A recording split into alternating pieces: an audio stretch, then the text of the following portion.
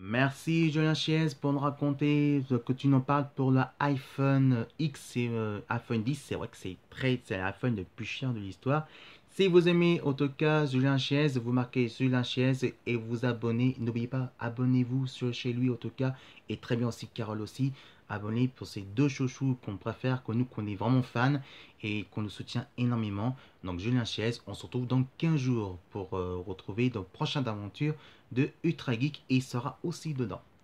Allez tout de suite maintenant pour finir, avant que notre amie Carole qui va nous découvrir des tests de prochain jeu, quel est le jeu qui va nous tester pour nous faire rêver encore pour les fans de jeux vidéo. On va finir un petit peu mon deux coups de cœur, ouais, oui, le deux coups de cœur que je préférais. Et ben c'est deux coups de cœur que j'ai choisi pour moi. Donc c'est pour ça qu'il ne faut pas que je sois trop long, évidemment. On va commencer tout de suite par The Batman Striker. Donc c'est The Batman Striker. C'est adapté de comics en série animée qui est arrivé en 2006. Il est arrivé en 2006 et s'est arrêté en 2009. Il y avait eu 4 saisons en total. Non, il y avait 5 saisons. Et donc, en tout cas, c'est suivi bien après Batman Begins. En tout cas, moi j'ai beaucoup aimé ce dessin animé. C'est vrai que pour moi, le meilleur dessin animé, pour moi, c'est, qu'on connaît tous, c'est le meilleur dessin animé, c'est The Batman Animate All Series, en tout cas, donc les séries de court-métrage. Et The Batman Striker, ça suit dans des aventures comme ça, mais là, c'est plus proche côté plus justicier, et pas détective, mais c'est plus côté super-héroïque et justicier, mais c'est quand même pas mal. En tout cas, je vais faire quelques extraits du comics. Donc là, cette fois-ci, j'ai choisi avec Catwoman. Bon, en tout cas, ça reste dans l'esprit de la bande dessinée de Batman, hein. Donc ça reste dans l'esprit comme ça. Mais en tout cas, regardez ça, c'est vraiment super bien fait. Et en tout cas, c'est vraiment super bien réussi. Alors par contre, c'est en VO, mais ça, je crois, vous pouvez trouver pas The Batman Tracker, c'est Batman Magazine en France. Alors, vous pouvez trouver facilement en marchand journaux pour vos enfants. Et ça, c'est vraiment quelque chose d'exceptionnel. Alors, c'est vraiment pour enfants, hein, donc c'est autre part. Là, c'est plus côté aventure et action, donc c'est plus pour les enfants qu'on voit à l'habituel, les dessins animés des super-héros. C'est très rare qu'on voit comme ça. Mais regardez les storyboards, regardez la planche avec Catwoman, c'est bien respecté le côté des dessins. La dessinature de la planche est vraiment bien fait. Et voilà, et on va aller de notre côté par là. Et regardez, on va avancer ici. Et regardez ça, que c'est vraiment bien fait de côté de dessinature. Et regardez côté des storyboards en VO. On suit par là. Et regardez ça. Le visage le portrait de Bruce Wayne là-dessus est vraiment super bien fait. Donc voilà, donc c'est quand même The Batman Trackers. Donc celui-là c'est avec Catwoman et avec Wildbat. En tout cas, que ça c'est vraiment génial. Et ça vous pouvez trouver facilement en marchand journaux en version française. En tout cas, c'est Batman Magazine. Ensuite, il y a bien sûr The Amazing Spider-Man Retro versus The Punisher. C'est un crossover. Et celui-là, il est introuvable. Et ça, on peut trouver dans un libéral d'occasion. Mais c'est très très dur à trouver parce que ça, c'est maintenant, c'est plus sur le marché. Et ça, franchement, j'ai eu la chance de trouver ça qui m'a coûté. Ça a coûté combien? Bah ouais, 1 euro. Bon, c'est 1 dollar, mais lui, il m'a fait payer 1 euro. Voilà, j'ai trouvé ça. Et ça, franchement, est vraiment très bien. Et en plus, qu'est-ce qui est bien dedans? Moi, que j'adore, que dans rétro comics, ça reste dans l'esprit qu'on voit qu'on lit beaucoup dans les comics. Et que même les dessins animés qui a bien respecté dans l'esprit de dessin animé dans les comics de Marvel. Regardez là-dessus comme c'est bien réussi ce côté-là. Vous avez vu ce dessin avec Nova, et hop, on y va par la suite avec Peter Parker, évidemment. Là, on voit, non, c'est pas Peter Parker, excuse-moi. Là, c'est côté en tant Spider-Man. Enfin, c'est super bien réussi. Et franchement, c'est vraiment bien fait, quoi. Et on va aller tout de suite à notre page. Voilà.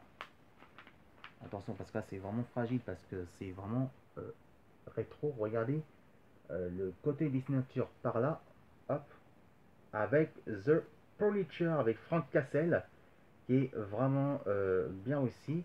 Et regardez là-dessus, hop, on tourne, on va aller doucement. Et regardez là-dessus avec Spider-Man. Et là, franchement, le dessin, ça reste vraiment dans les, c'est vraiment le style de Jack Kirby. Et c'est Jack Kirby lui-même. C'est lui qui a fait ce dessin. Donc évidemment, c'est bien que je vous prouve que c'est bien lui. Et en tout cas, on reconnaît son style de dessin. Et franchement, c'est vraiment super bien fait. Et ça, on peut dire carrément que moi j'adore ce auteur. Parce que Jack Kirby, pour moi c'est pas Stanley le créateur. Pour moi, c'est Jack Kirby, c'est lui le créateur de super-héros. Voilà, donc on peut dire que The Amazing Spider-Man en comics, en VO, ça vous pouvez trouver dans le Comic Zone à la française, mais par contre, bonne chance parce que c'est pas évident de trouver ça et c'est très rare de trouver. Et pour 1 $, mais moi qui m'a fait payer pour 1 €, bah j'ai un coup de bol. Voilà, c'est tout, j'ai un coup de bol pour ça. Et enfin, pour finir, évidemment, voici un autre comics qui est le voici, c'est le passé et le présent de Spider-Man en version française par Barbette Comics et ses Comic Books et par l'illustration de Hugo Comics de Lyon. Et ça, franchement, c'est un bouquin qui est méga collector et que à l'époque, ça coûtait. Vous savez combien ça coûtait à l'époque? 30 francs, 30 balles, et oui. Non, mais c'est pas possible, tu fous de ma gueule. C'est 30 balles, c'est 30 euros. Mais non, mais tu parles en francs, hein, je parle pas en euros. On parle en francs, bébert. Excuse-moi, on parle en francs. Hein, voilà. Tu veux dire que ce bouquin, ça, c'est 30 francs? Oui, mais 30 francs, pourquoi? D'abord d'une, parce que c'est collector. Déjà d'une, c'est quand même vraiment collector. Et c'est un des comics qui coûtait comme un des plus chers parce que à l'époque Spider-Man ça fait un gros carton, c'est le plus vendu de l'histoire de ces comic books, évidemment de ces comic books et bien sûr de Marvel Comics France et par Hugo Comics de Lyon et c'était un des plus chers en tout cas pour 30 francs. Mais en plus ce qui est bien c'est que regardez, pour finir en beauté, par contre c'est cartonné donc on va faire doucement. Regardez, c'est vraiment génial là-dessus. Voilà. Voilà pourquoi c'est aussi cher, parce que la couleur, déjà le dessin est super bien aussi. Et en plus, il est bien respecté. Et en plus, c'est le seul dessin le présent, de passé de Amazing Spider-Man qui est un des mieux réussis dans tous les albums le passé et le présent. Et cela, c'est mon vrai coup de cœur. J'ai lu et franchement, c'est un des seuls qui est mieux réussi de tous les comics qu'on voit à l'habituel maintenant avec les nouvelles aventures de Spider-Man.